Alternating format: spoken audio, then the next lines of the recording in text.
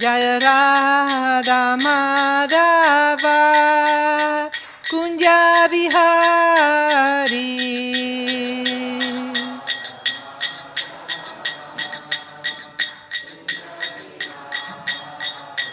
Jaya Radha Madhava Kunja Bihari.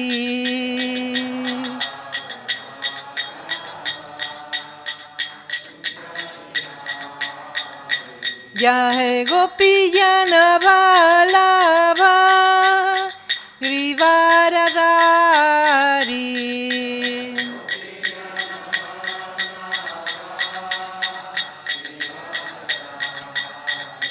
Jai Gopijana Vallabha Grivaradari.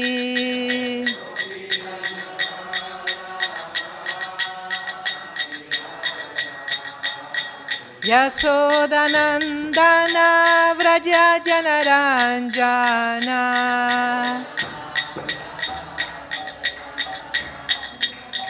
Yasodanandana Vraja Janaranjana.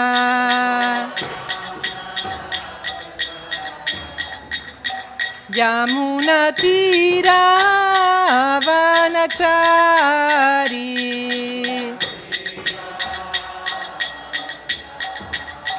Yamuna Tira Vanachari.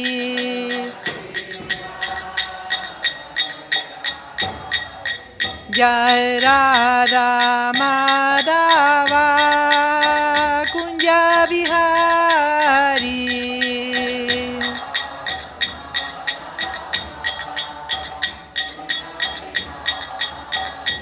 Jai Radha Madhava Kunja Bihari.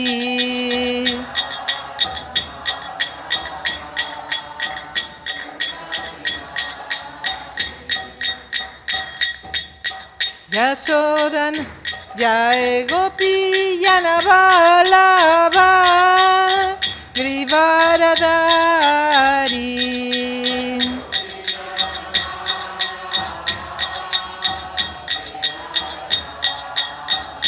Jai Gopijana Vallabha Grivaradari.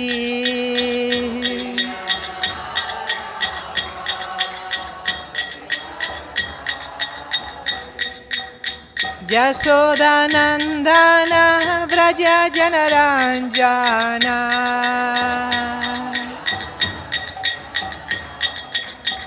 Yasodanandana Vraja Janaranjana.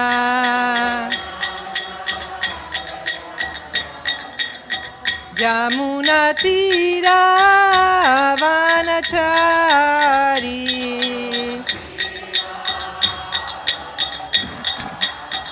Yamuna Tira Vanachari.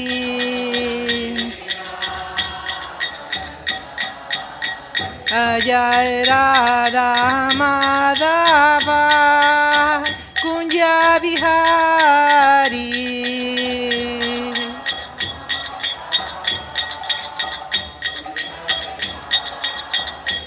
Jai Radha Madhava Kunja Bihari.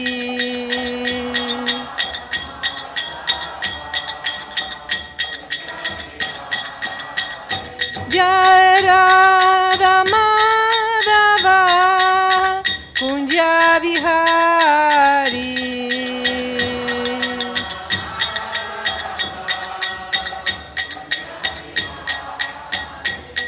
Hare Krishna, Hare Krishna, Krishna Krishna, Hare Hare, Hare Rama, Hare Rama, Rama Rama, Hare Hare.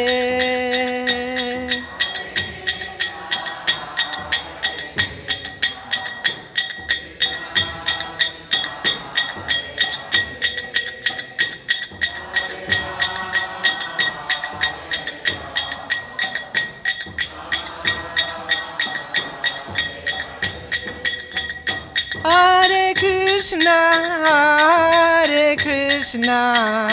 Krishna Krishna, Hare Hare, Hare Rama,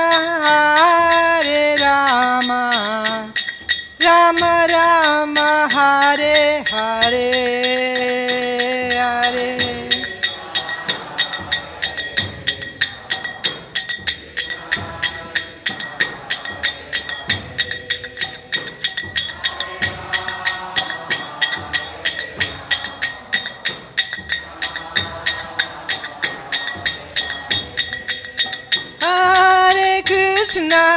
Hare Krishna, Krishna Krishna, Hare Hare, Hare Rama, Rama Rama, Hare Hare, Hare.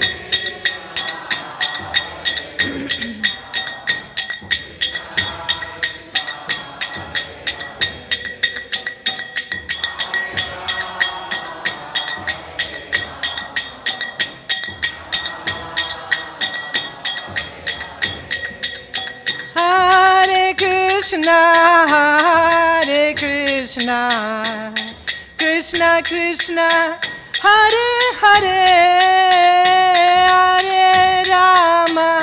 Hare Rama, Rama Rama, Hare Hare, Hare Krishna, Hare Krishna.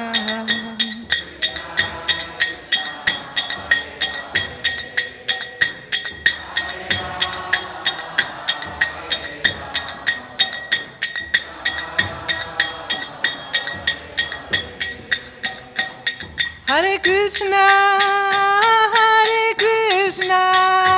Krishna Krishna, Hare Hare, Hare Rama, Rama Rama, Hare Hare.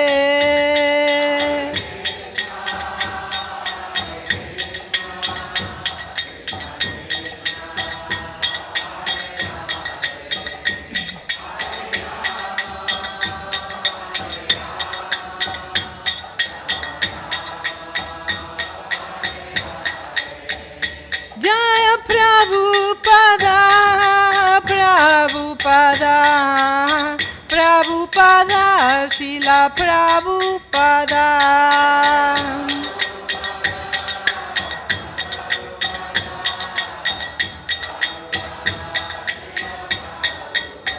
Prabhupada, Prabhupada, Prabhupada, Jaya Jaya Prabhupada.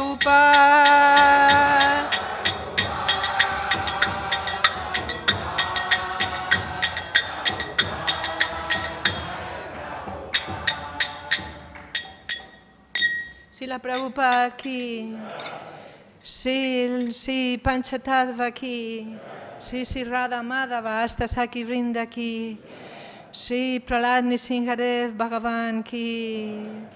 All glories to all the assembled devotees. All glories to all assembled devotees.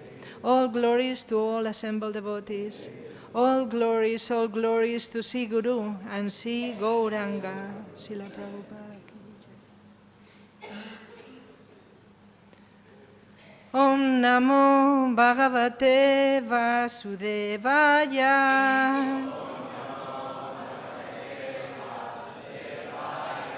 Om Namo Bhagavate Vasudevaya.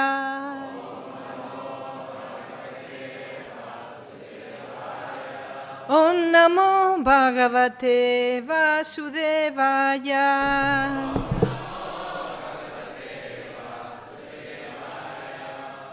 Today we are reading from Srimad Bhagavatam, 10th canto, chapter 9, entitled Mother Yashoda binds Lord Krishna.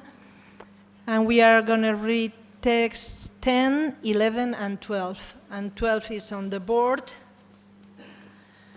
So I think I'm going to read first 10 and 11, and then we'll all sing 12 together. to get the story in succession. Anvanchamana janani brihatchalat Chroni brara kranta gati sumadhyama Javena visramsita keshabandana Chuta pranuna Chuta prasuna nugati paransmrita Sri Paramrisat. Translation. Today's section, each verse has considerable purport. So I would first of all offer my obeisances to all of you and express gratitude. And as we are going to see in the development of and looking together these verses, without devotees, there is no way that one can grasp the knowledge about the pastimes of the Lord. So I beg you your blessings. As always, your presence is a blessing to me, and I pray to be of some service. So the verse 10.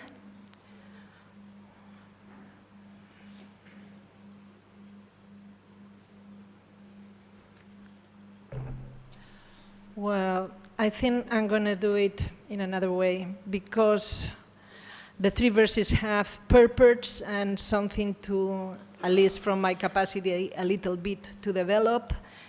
So I'm going to read the text 10 and 11, and then we chant together 12, and then we'll read all the purports.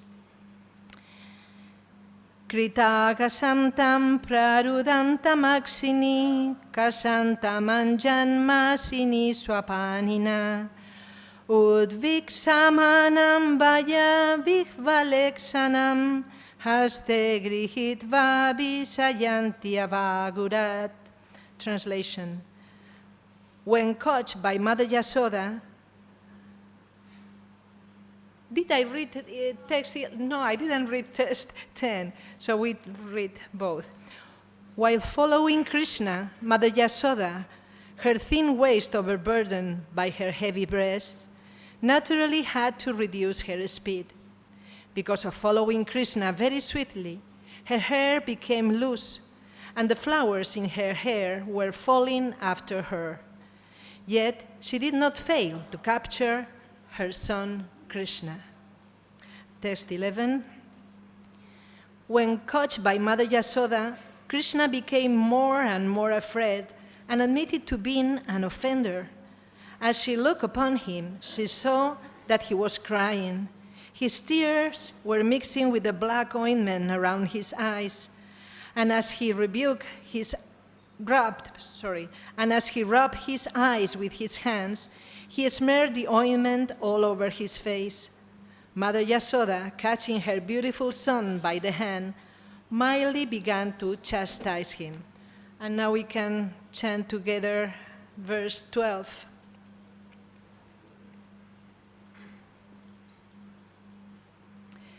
Tyavayastim sutam vitam Vigyayarbhakavatsala Iyesakilatam bandum Damnatad viryakovida Tyadvayastim sutam vitam Vigyayarbhakavatsala Iyesakilatam badum Damnatad viryakovida Tyadvayastim sutam vitam Vigyayarbhakavatsala Iyesakilatam badum Damnatad viryakovida.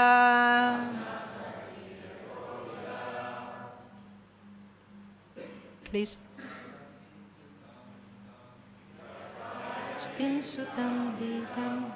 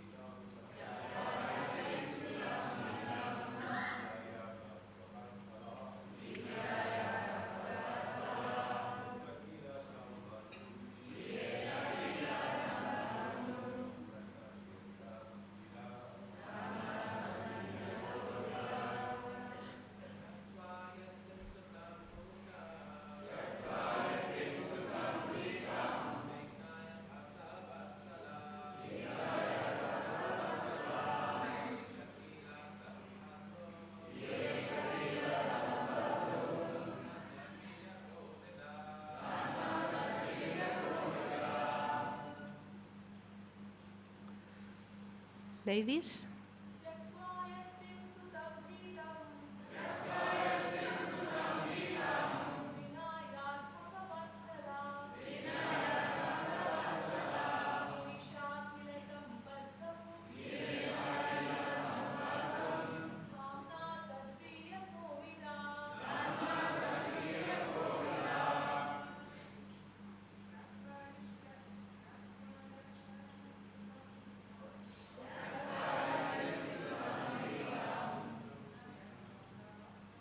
Vijayar Bhakavatsala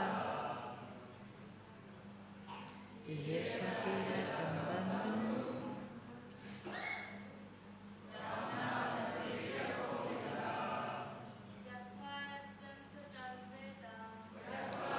Tinsutam Vitam Vijayar Bhakavatsala Yesakila Tambandum Damnatat Virya Kovida.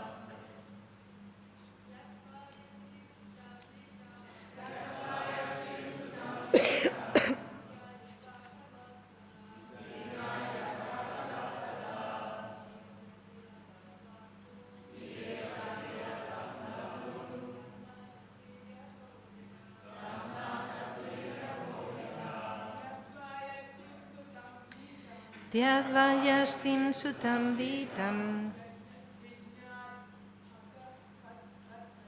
Vijayar Bhakavatsala Iyesakila Tambandum Damnatat Virya Kovida. Actually, it's very auspicious to recite all these verses. We are really blessed to be in this section of Srimad Bhagavatam.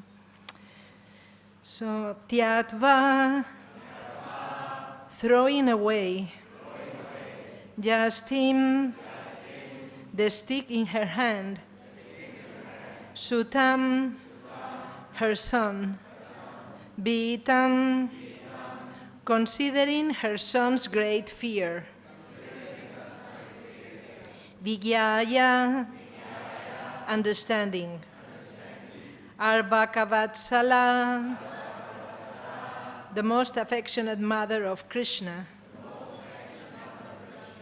Iyesa, desire, Kila, indeed, Tam, Krishna, Baddum, to bind, Damna, with a rope, Atudviryako Vida,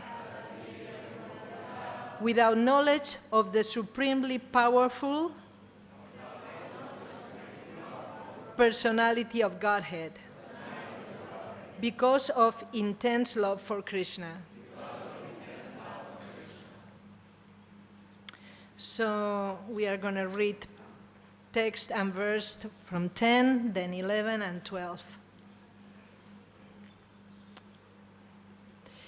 So, while following Krishna, Mother Yasoda, her thin waist, overburdened by her heavy breasts, naturally had to reduce her speed.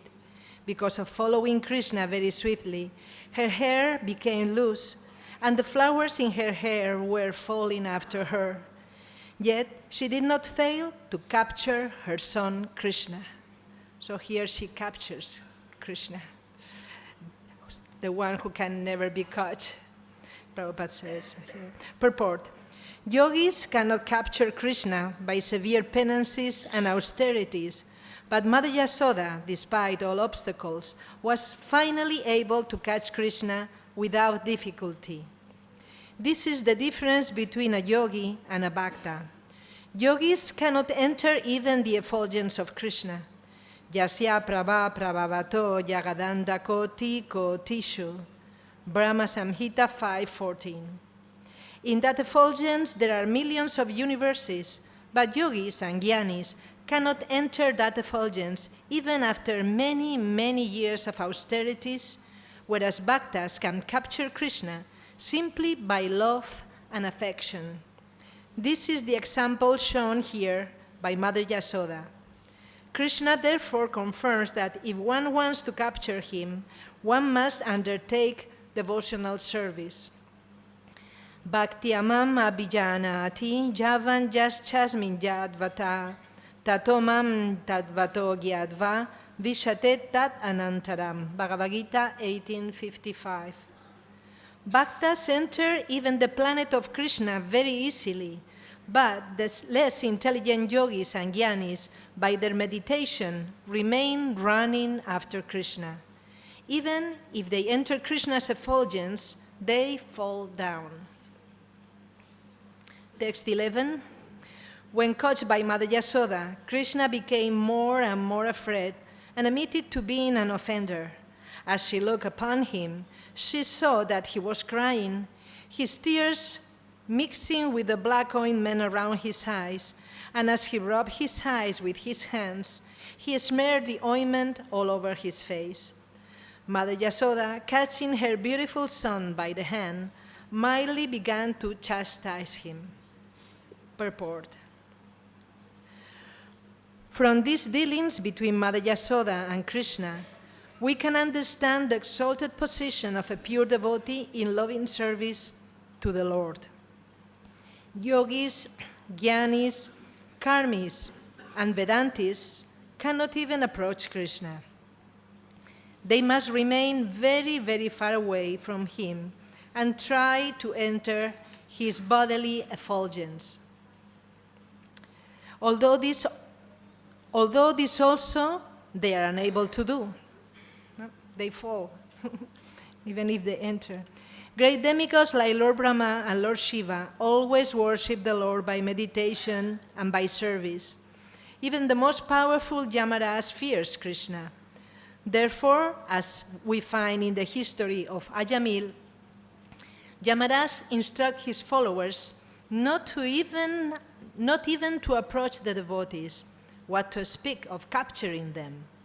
In other words, Yamaraj also fears Krishna and Krishna's devotees. Yet this Krishna became so dependent on Mother Yasoda that when she simply showed Krishna the stick in her hand, Krishna admitted to being an offender and began to cry like an ordinary child. Mother Yasoda, of course, did not want to chastise her beloved child very much, and therefore she immediately threw her stick away and simply rebuked Krishna, saying, "Now I shall bind you, so that you cannot commit any further offensive activities, nor for the time being can you play with your playmates." That was big punishment for Krishna, who loves to play with his friends and steal butter. This shows the position of a pure devotee, in contrast with others like jnanis, yogis, and the followers of Vedic ritualistic ceremonies. Here is, when I was reading, I thought, who are the Vedantists? And then I thought, well, maybe those who follow Vedic rituals. Because I was told yesterday evening to give the class because actually it was the turn of our dear friend Bakreshvari, but she had something unexpected. So now I am realizing what we are reading. So here it explains, Prabhupada said, the Vedantists are those, of course, who follow the ceremonies of Vedic rituals. So Jnanis, yogis, and the followers of Vedic ritualistic ceremonies in regarding the transcendental nature of the absolute truth. So this shows the position of the pure devotees over all these persons who are following the Vedas. Now, text 12. Mother Yasoda was always overwhelmed by intense love for Krishna, not knowing who Krishna was or how powerful he was. Because of maternal affection for Krishna, she never even cared to know who he was. Therefore, when she saw that her son had become excessively afraid, she threw the stick away and desired to bind him so that he would not commit any further naughty activities. Purport.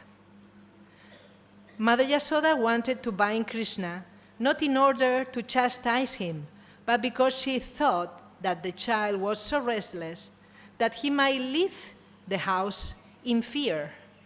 That would be another disturbance. Therefore, because of full affection to stop Krishna from leaving the house, she wanted to bind him with a rope.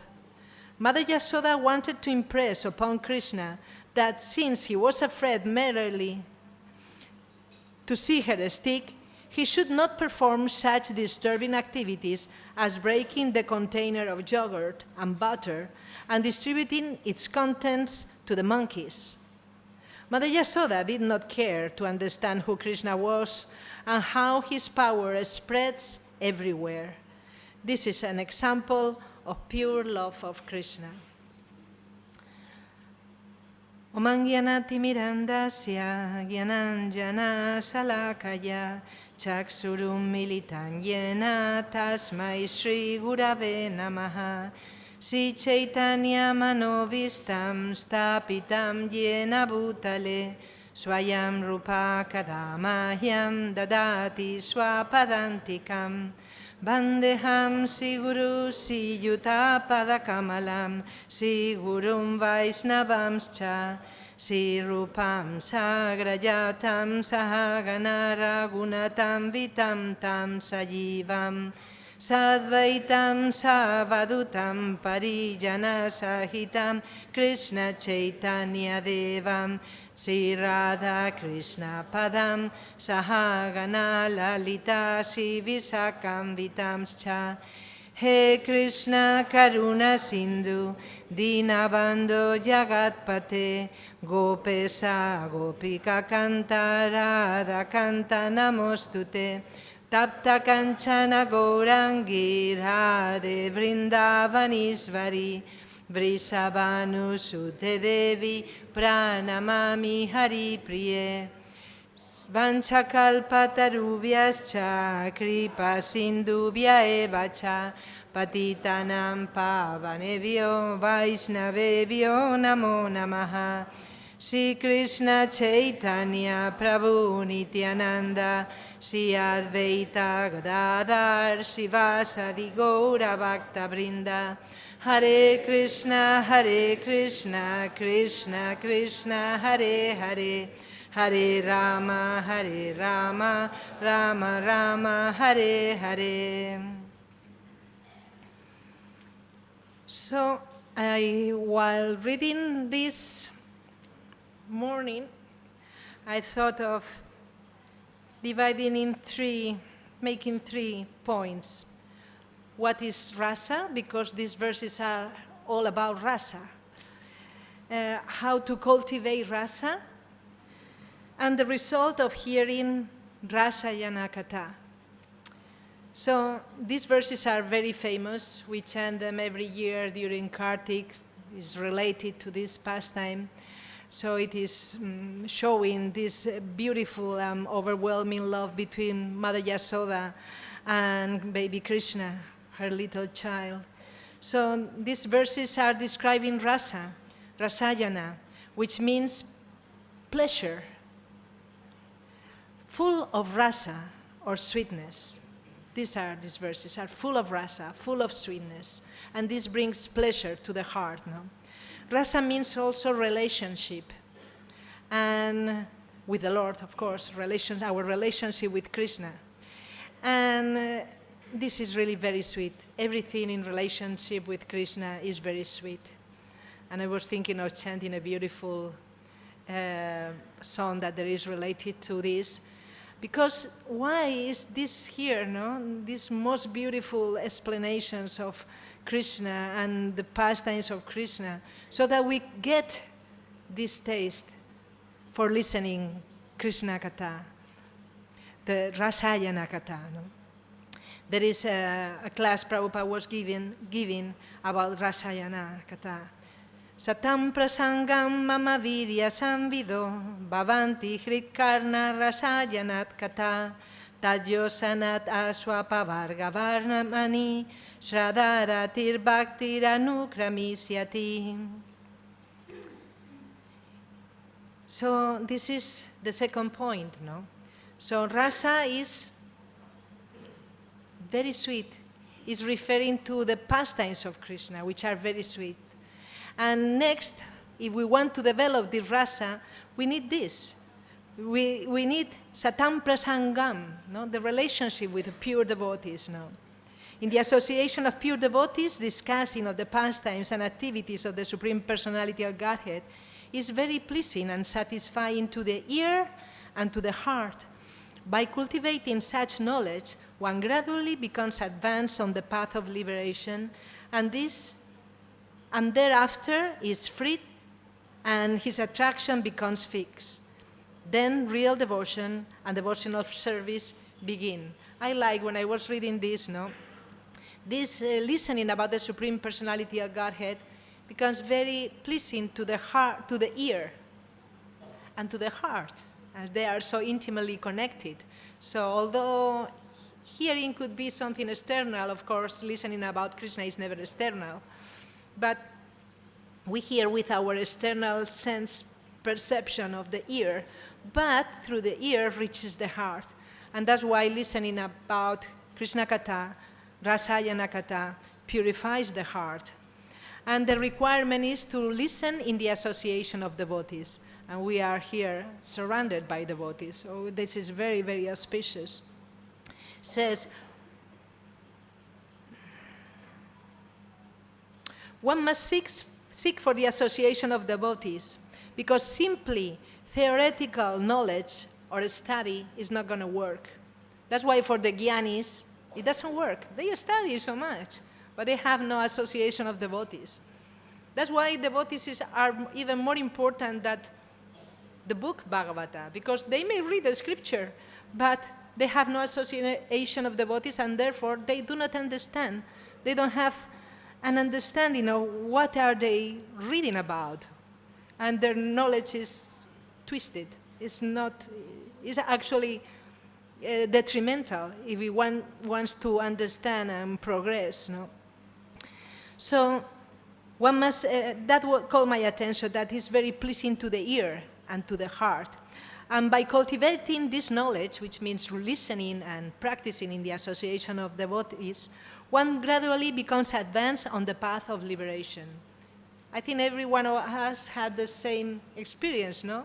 Very soon after joining the movement, whatever, I mean the heavy, then the subtle is still there, no? But we didn't think, persons like me, born in Mlecha families,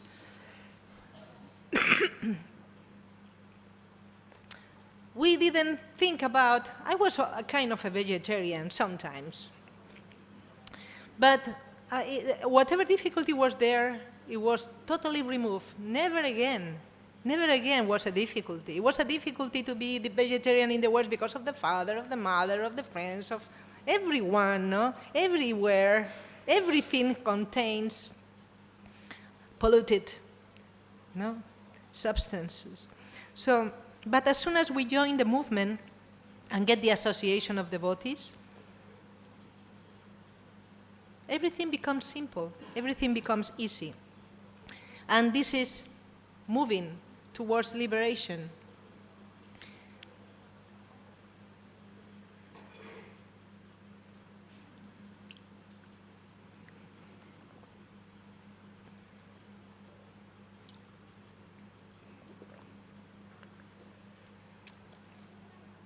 So as we progressively become free from attachments, upadhis, false identifications, then attraction.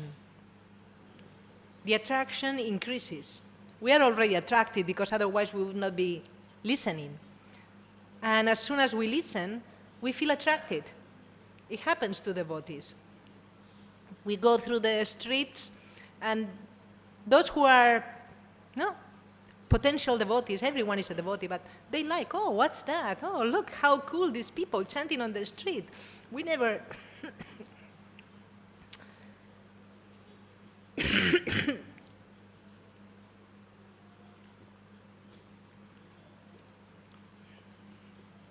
I didn't bring my coffee.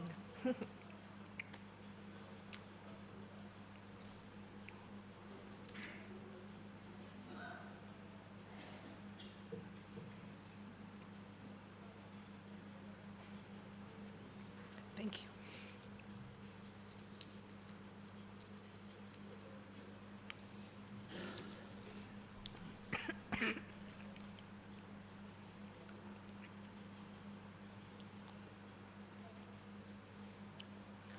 An example, a wonderful example is Rukmini. Just by listening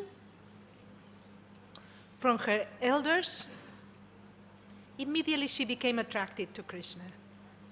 Immediately. It was immediate attraction. And, well, it happens to us in different ways, no? As soon as I got Bhagavad Gita in my hand for the first time, I said, wow, it was so attractive, no? Prabhupada was the star, no? Wow, such a personality. In the 70s, we had never seen a personality like that. It was no doubt that he was a personality. No doubt. I said, wow, very impacted just by seeing him. I couldn't understand the book. Couldn't understand. I understood it was, wow, this is really serious subject. And then I got LP. In those days we had LPs, like a CD, but this size, and with songs. Devotees had published it. And I started chanting, wow. Someone gave me as a present both things, the Bhagavad Gita, and they were thinking, that's useless. I said, wow, this is wonderful. No?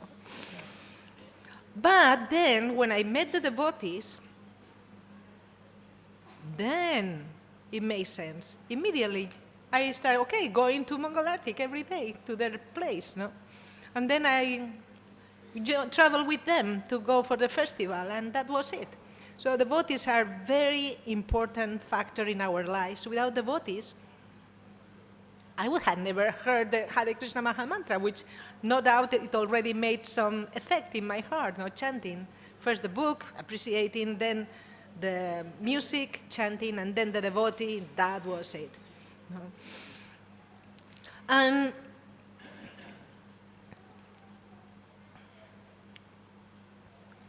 simultaneously, we also have to give up bad association. Then, so what is rasa? Is the pastimes of Lord Krishna.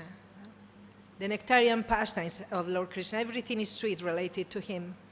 How do we cultivate that attraction for Krishna? By associating with devotees. And this verse expresses, Satam prasangam mamavirya samvido. Then the heart becomes cleansed. And although Vakreshvari had made a far-out and detailed explanation of, well, comments on comments, on this, I couldn't grasp everything. It was so detailed, so we miss her so much. But I'm doing whatever I can.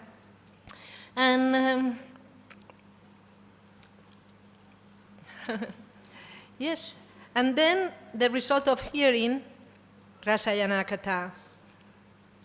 These verses describe Yasoda experiencing high ecstasy of love of Krishna. Krishna reciprocates to her love. And when one with full attention and submissiveness hears these verses, immediately feels ecstasy. If the heart is pure, one will experience complete ecstasy, and if we are still on the process of cleaning the heart, it's a shadow reflection of that ecstasy. But we do. Just on the first day, wow, no? That was kind of ecstasy that we feel when we meet devotees for the first time, or when we get a book and we really, oh, that's special. This is ecstasy. Or when we go walking on the street and we hear devotees chanting and say, what's that? That's ecstasy, attraction, no? Shraddha, first, little faith. So when one with full attention and submissiveness hears the verses, immediately ecstasy. So pure heart, ecstasy. Conditioned heart, a shadow of ecstasy. But by keeping ourselves in connection to listening and association with the devotees, this ecstasy increases and increases our love for Krishna. And love turns into ecstasy. So we are in association with devotees, we listen at the devotees, from the devotees, Krishna Katha, and then our love increases. We are more attracted to Krishna. And the more we are attracted to Krishna, the more ecstasy we feel. So both nourish each other. When we come into contact with Krishna Katha, we feel ecstasy and love, and with this ecstasy and love increases our attraction to listening. No? And the result is the purification of the heart. And why the heart gets purified? Because rasa, in the heart of the devotee, attracts Krishna. So, since to me, getting into, especially in these topics, takes time, not just a couple of hours this morning. Yesterday I read it and said, okay, better go early to rest and tomorrow race. So actually, as another devotee expressed it, Sivaram Maharaj has written this amazing book, which is amazing, and which is about this pastime, Sri Damodar Janani. So I thought of reading from here, if you agree, and if it becomes tiring, because sometimes, but I don't think it can be tiring because the topic is really very, very sweet. Krishna, so this is Yasoda finds and catches Krishna. Krishna was perplexed at his own conduct. Why am I running away? He was thinking. After all, who could catch him? Even the yogis who meditate on me through penances and over a long time only mold their minds to a form like my own. So only they can come to mold a form like his. Yet I personally remain far from them. They had a very insignificant glimpse. They may. But he runs from them. If they cannot catch me, then why should I fear this gopi? He thinks, why should I fear this gopi? If the gyanis cannot catch me and the yogis cannot catch me, such exalted personalities cannot catch me, why should I be afraid of this gopi? Painting Krishna, no. Panting, I don't know what panting means, but he was tired because he was running. Panting, Krishna answered his own question. Because she holds the secret of unconditional love, and that love can catch and punish me. That said, Mother Yasoda, was still a good distance from Krishna. Although the force of her loving desire bridled him, neither could she catch him, neither could he escape. It was a tug of war in which they were, for the time being, evenly matched. So they were one arm distance. He could not escape her, but he could not catch him. In the future, the demon Kalayavana would run after Krishna, never to reach him because of his own sinful and antagonistic ways. But Yasoda was neither sinful nor antagonistic. She was pure and loving. There is a further difference, thought Krishna. I did not have to run from Kalayavana. I walked leisurely. But now I have to run. And if I do not, she will catch me. How is that possible? It was possible by Yasoda's unparalleled good fortune, which surpassed the good fortune of all devotees, what to speak of the asceticism of yogis and demons. She could hold Krishna on her lap and breastfeed him. And when she so asked, he would dance to her songs. Why then could she not cause him to run? When there is a gale, travelers are swept forward by the wind. Similarly, I feel as if I am in a gale, this is a very strong wind, whose wind is forcing me to flee.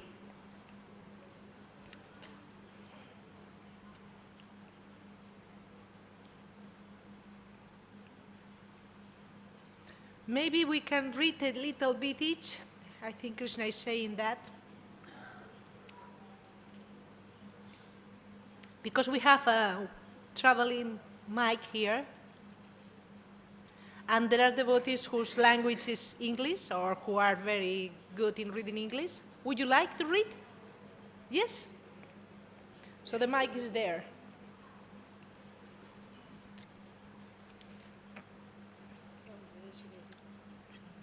Here. Oh, no.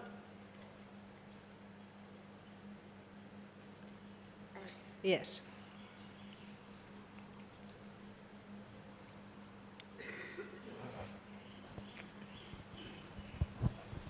Hare Krishna. Yes, Krishna was being propelled forward by a gale that was the gusty wind of Yashoda's love. As for his mother, Yashoda thought that she would catch him with the very next step. Yet he continued to remain one step away. While she was supreme love personified, he was supreme independence personified. Both were supreme in their own right. Both were determined, yet neither could gain ground over the other. No matter how much they tried, mother and son remained one arm distant, never any closer, never any further. Run as she might, she could get no closer. Run as he might, he could get no further. For Yashoda, Krishna was an ordinary boy, perhaps just a little more than ordinary, but her son nonetheless a Gopa of the village. And her conviction of his humanness was so unshakable that it took the tree of his divinity to its roots. But the arm's length between them remained. "Stop running," she called out. "Stop, O foremost of..."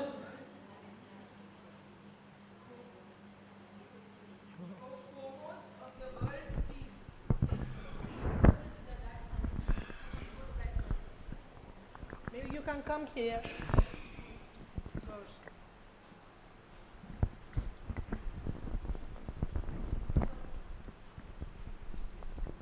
Wide-eyed with fear, Krishna looked over his shoulder to see the image of maternal love. For a moment, the attractiveness of his mother arrested his movement. Her effulgent beauty, her full breasts, her broad hips, all radiated a magnetic affection that caught his heart and made him falter. It seemed that he would stop, and just when he was within Yashoda's reach, the wind advised, "Turn away." As he did, Krishna was freed from his mother's magnetic attraction, and momentum returned to his legs. He ran once again. Once again, they were an arm's length apart. Yashoda Devi was determined to discipline her son, and so she followed swiftly after him. But soon she began to feel the weight of her large hips and breasts and a rising fatigue in her legs. In a physically hampered condition, beads of perspiration falling from her arms and face, she became mentally distressed. Will I tire faster than he?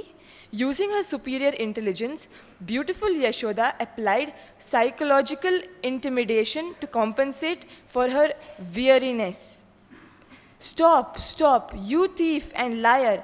How dare you run from your mother? Stop where you are and stop carrying on so." Yashoda's order did not fall on deaf ears. Krishna had never disobeyed his mother, but then neither had she ever threatened him with a stick. Slowing somewhat, but still keeping his distance, he turned to call over his shoulder, "I will stop if you drop your stick." Yashoda sensed a measure of success from her command and an equal measure of surrender in his answer. She slowed, happy to ease her tired limbs. In response, Krishna stopped, keeping a respectful distance while casting wary glances as Yashoda wiped her brow. "If you are afraid of punishment, then why did you break my butter churn and ransack my storehouse?" Still looking at his mother from the corner of his eyes, Krishna's voice wavered. "I will never do it again." Then looking at the stick, he added, "Please drop the stick." Loving devotion transformed Yashoda Devi's mind into a temple of amazement in which the presiding deity was this never-before-seen form of Krishna, a Krishna full of fear. But when, with the stick in hand, she tried to approach her deity, it ran away. Again they remained at arm's length. However, this contest was not just between mother and son. There was a third participant, Yogamaya. And Yogamaya decided that it was time to offer oblations into the fire of Yashoda's aspiration. Divinely inspired by her son's own potency, knitting her eyebrows, the queen again chased after naughty Krishna. The brief respite had refreshed Yashoda, but like yogis and jnanis, she was unable to capture him. Yet, driven by love, she continued to try, and as she did, the momentum of her movements caused her garlanded hair knot to come undone, and its flowers to fall at her feet. Trying to atone for having tattled on her, the wind made the flowers fall before and behind the queen, offering Pushpanjali. In truth, the demigods had orchestrated this shower of flowers in an effort to worship the Lord's mother. Although there was only a handful of flowers in her hair, by the demigod's desire, a continual stream of petals softened the ground where she stepped, and another stream worshipped her footprints, the most sacred of sacred places. Although thoughts of Yashoda's stick distressed Krishna to the extreme, he could not help but smile at the demigod's worship. They have done well. Seeing his mother's redoubled spirit, Krishna sourced a psychological intimidation of his own. With long wailing sounds and showers of false tears, he publicized his tale of woe, thinking, but Mother Yashoda was not intimidated in the least. To the contrary, she loudly rebuked him. "Who are you to complain, O best of the thieves?" Running as fast as she could, Yashoda tried to close the distance between them. But no matter how she tried, she could not quite reach him. Sometimes it appeared as if they were a gust of wind, sometimes that they were a blur of monsoon blue, sometimes that they were a picture of beauty and a treat for the eyes. Suddenly Krishna changed his random maneuvers and headed for the compound gates. It was his last refuge. "Where is the shelter for me in this world?" But Yashoda Devi was intent, and following him, she made known her intention with the whoosh, whoosh of the swinging cane. Seeing his mother's persistent anger, running as fast as he could, Krishna, who was also tiring, called out in distress, "O mother, O sinless one, please drop that stick. Do not punish me with it. If you drop it, I will come to you." Weighing in balance his plea and her own fatigue, Yashoda made as if to throw away the stick while actually hiding it behind her. "I have thrown it away." Deceived, Krishna slowed, and by turning towards her, slowed even more. With Yashoda still running at full speed, the mystical arm's distance vanished, and she wrapped her right hand around his right wrist. "Now you are caught, rascal," he was.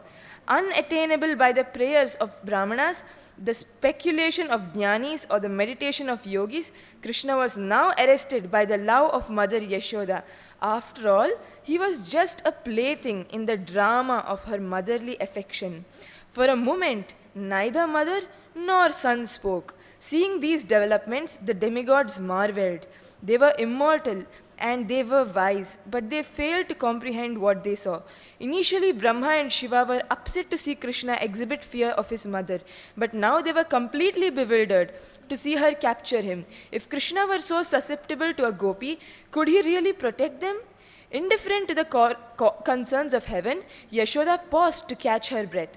The fine locks curling over her face dripped diamond tears of perspiration, and her milk-moistened blouse, having from deep breathing, her loosened hair hung over her shoulders like peahen's feathers, and her flushed face showed signs of exhaustion. Yet the touch of her son's hand filled her with an exhilaration that refreshed not only her limbs, but her very being. "How special he is," thought she. That he was. The special as he was, Krishna was worried. Under the control of his mother's hand, he whimpered, "Mother, please don't beat me." And with his free hand, he rubbed his tear-filled eyes with a palm resembling the delicate petals of fresh lotus. With a choked voice, Krishna's beautiful mouth emitted a stream of sweet, indistinct words that shamed the nectar cascading from a full moon.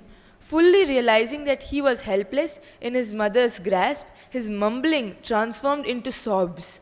Yashoda thought, in this disturbed condition, this boy is likely to do anything. He is so strong-willed that he may even run away into the forest like Dhruva.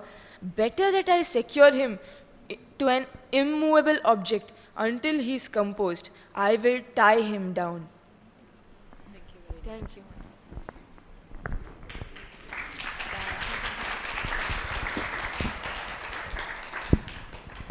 Beautiful. So, if you have any comments, because questions, I don't, well, what can we, I don't know. So, the point of reading this verses, we were thinking about in analyzing, no, that purifies the heart. Purifies the heart, brings ecstasy, and increases the love of the devotee for Krishna. And this love turns into greater ecstasy, and this nourishes each other, no? And as this heart is becoming full of sweetness and love for Krishna, this attracts Krishna, and this is the significance and sweetness of these pastimes.